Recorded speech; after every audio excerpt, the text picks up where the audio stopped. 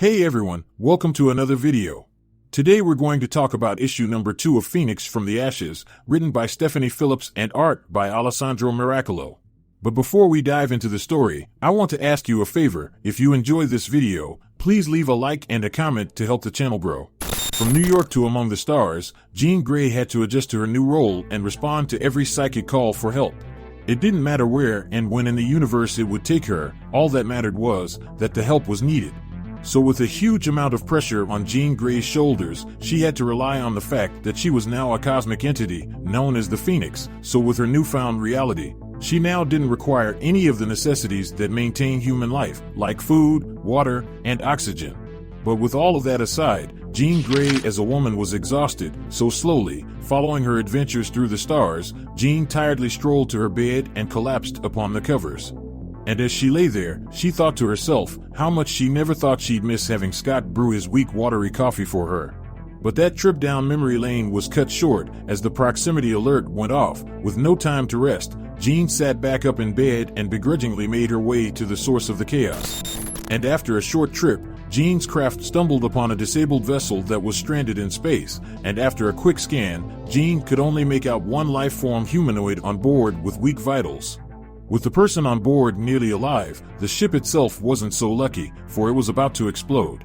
With destruction right around the corner, Jean flew in and immediately said that she was there to get whoever was on the ship off, because they had very little time. And to that, a voice replied and said, he always wanted to be a damsel in distress, and what else is a better way to connect with his favorite daughter-in-law than a daring rescue? And just like that, Corsair walked out from the shadows of the damaged craft. With the person in danger discovered and ready to go, the two fled the vessel as it exploded and became a part of the cosmos as stardust. Now with that situation dealt with, Jean asked her father-in-law to please hold still as they traveled back to her cruiser. So with Corsair safe, we then transitioned back to the world that Jean was at during issue number 1, and when we get there, we see the young girl bury her father after his death in issue number 2. While she was doing that, we got a narration saying that family matters are a messy business, and sometimes the mess could leave marks and scars that make them who they are, for better or worse. So when Pericus arrived on her planet and killed her father, she decided to bury her emotions along with her father's remains, which was the same thing she witnessed her father do after her mother died. Now with her heart close and emotions shut down, Pericus emerged from the tree line and asked if she felt better now since she covered her father in the dirt. Following that comment, the child couldn't help but to release all her anger in the only way she knew how, by grabbing her shovel and going to town on Pericus. But no matter how much she swung her weapon, Pericus remained unfazed. And during that exchange, Pericus could have killed her, and she was certain he considered it, but she was also certain his decision not to had nothing to do with empathy. So as fatigue started to set in, Pericus took a knee and asked, "Your father, the man now lying in a hole, what did he love most in this universe?" With this question asked, the narrator continues to say, to Pericus she was a toy, a brief amusement in a world that he felt was beneath him. For he was a dark god who was entertained by a mortal with the gall to hit him with a shovel. Following that, Pericus looked at his own hands and manifested pure energy within his palm and continued to say he had known many men like her father, men who think that power lies in belief. But true power is not something someone believes in, no. Power is something one can wield. With a firm look in Pericus's eyes, he orders the scared girl to hold out her hand. Now with this surprising change, the narrator went on to continue to say that she does not mistake attention for affection, and from that point forward, her entire worldview became engulfed with just one thought, and that was survival.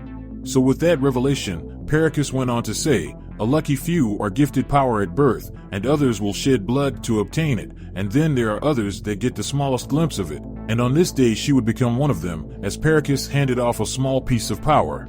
With the energy now in her hand, Pericus asked if she was afraid, to which Adani replied by saying she was never afraid.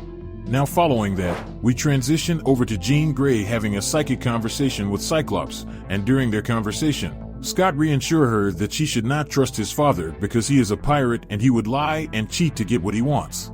And at that moment was when Corsair walked into her room, covered by only a towel.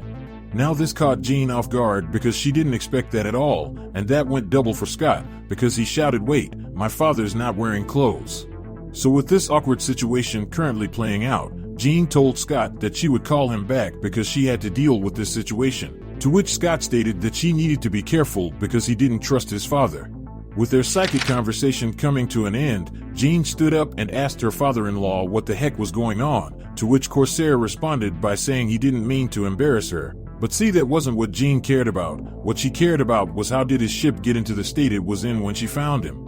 And on top of that, she also wanted to know what happened to the rest of the Starjammers.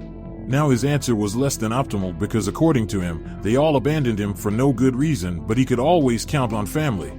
This was hard for Jean to believe, that Corsair's team would just abandon him with no cause, so to encourage him to elaborate, Jean reminded her father-in-law that she could read his mind and find out the truth if she wanted to.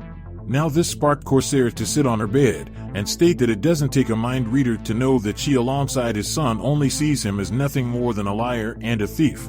And leaving his son behind on Earth maybe doesn't earn him any of those cute little #1 dad mugs.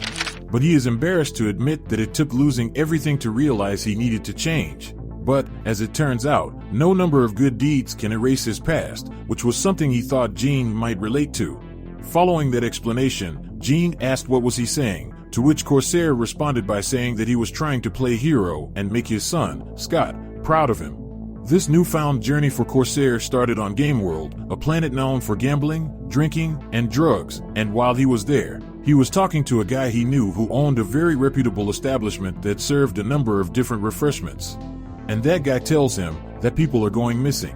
So of course, Corsair started to ask questions and retrace the footsteps of some of the people who had been missing. And that is how he found out that there's a ship that docks at Game World about once a week. Now this ship has no paperwork on it, so whoever is on it is known for paying off the guards. And the arrival of this ship coincidentally coincides with a new wave of disappearances. So one day Corsair watched and waited for the ship to leave the dock, and when it left, he recognized it. He noticed it belonged to the Black Order.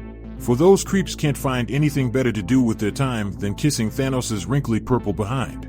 So of course, Corsair followed the ship to a small moon only a few light years from Game World, but when he tried to get closer, to see what they were doing there, the Black Order opened fire and the rest was history. Now this was something Jean was skeptical of because it was hard for her to believe that Thanos' generals were kidnapping people from Game World. But regardless of how she felt, Jean wanted to at least take a look at the moon itself, so she asked if he could punch in the coordinate. Following that, we jump over to the moon in question, and when we get there, we see Proxima and Black Dwarf having said prisoners working away on the moon. And as they worked, one of the prisoners took the risk and shrunk his hands just small enough to slip out of the chains. And once he was free, the individual took off running through the snow of the moon. And before he could get far, Black Dwarf called for Proxima to run interference, and after a well-placed shot, the ice cracked under his feet as he started to fall into the ice water. As the ice started to fall in on itself, on the next page, right before Proxima could let out another shot, Jean Grey arrived on the scene and knocked her out of the way. So with Proxima returning to her feet, she warned the Phoenix that she should have never gotten involved, but to that, Proxima was dead wrong, because when it involves kidnapping people, Jean is 100% on board. With the fight breaking out, on the next page, we see Corsair face-to-face with the Black Dwarf, and if he could have it his way, he would have preferred to have to fight someone a little smaller like Corvus Glaive. But unfortunately, the Black Dwarf was what fate had in mind for him. So just as things started to look up for the prisoners, the cracked ice under their feet started to rumble as some bodies started to emerge from the ice. Now with the prisoners in danger, Jean took off toward the screens and landed, and before we get to see what was attacking them, we get a narration from Adani saying, "In losing her family, her course changed. And now the only thing that is still guiding her direction in life is herself. But as for Jean, Jean's family distracted her, for Jean's family brought her straight to the Black Order and an army of Asgardian zombies." So with that said, this issue of the Phoenix comes to an end. But anyway, down in the comment section below, let me know your thoughts about this issue and what predictions you could have moving forward. So with that established, I hope you enjoyed this video, and please don't forget to leave a like and a comment if you want to see more videos like this. Thank you for watching, and I'll see you in the next video.